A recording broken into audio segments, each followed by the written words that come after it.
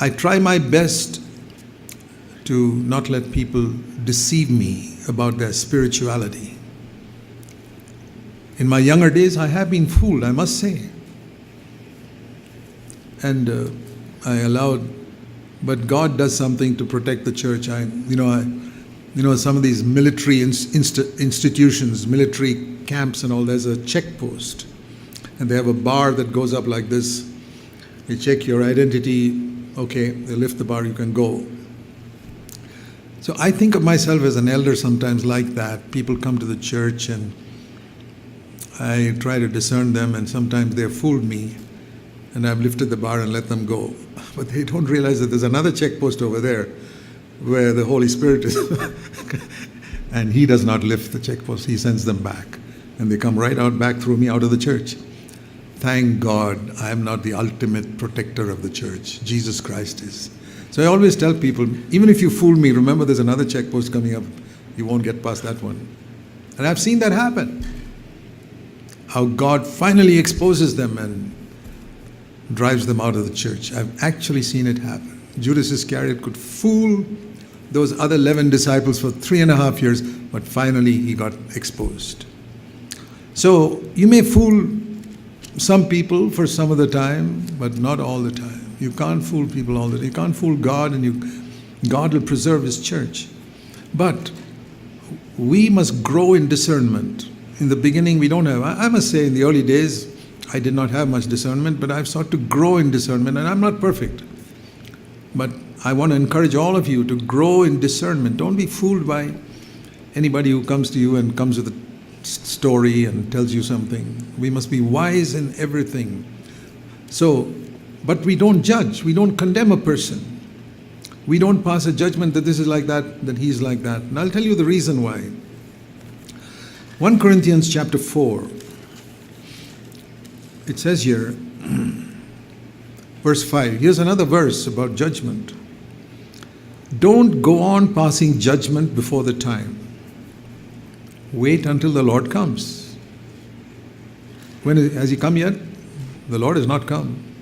Can you please wait? You who are itching to pass judgment on somebody, all of you who are itching to give an opinion about your very important opinion about somebody, just hang on. God says, I'll give you time to give your opinion. Just wait till I come, Jesus says. After that, you can give all your opinions. Because then your opinion may change. And I'll tell you why.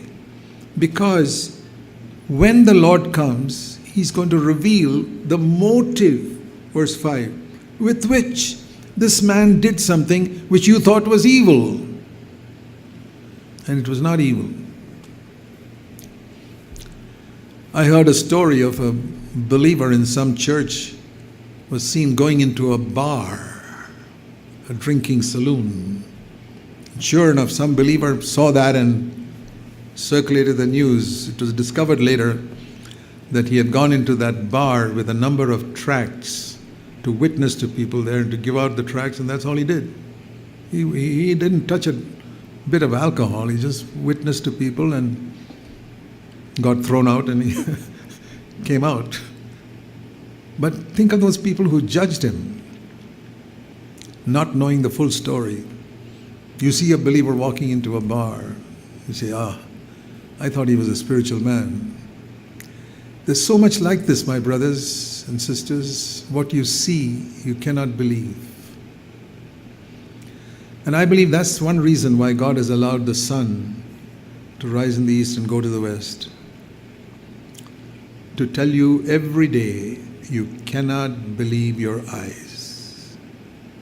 And if you had not studied geography, like human beings, thousands of years, they really believe that the sun goes around the earth, and it goes like that. I remember hearing that story of those two little boys in the garden, and the older boy, 12 years old, told his 7-year-old younger brother, "Hey, the sun has moved.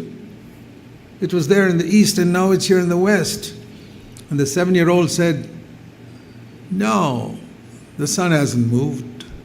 It's the earth that's rotating on its axis. And under our feet, the earth is moving."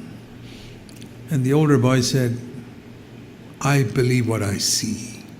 and I saw the sun moving.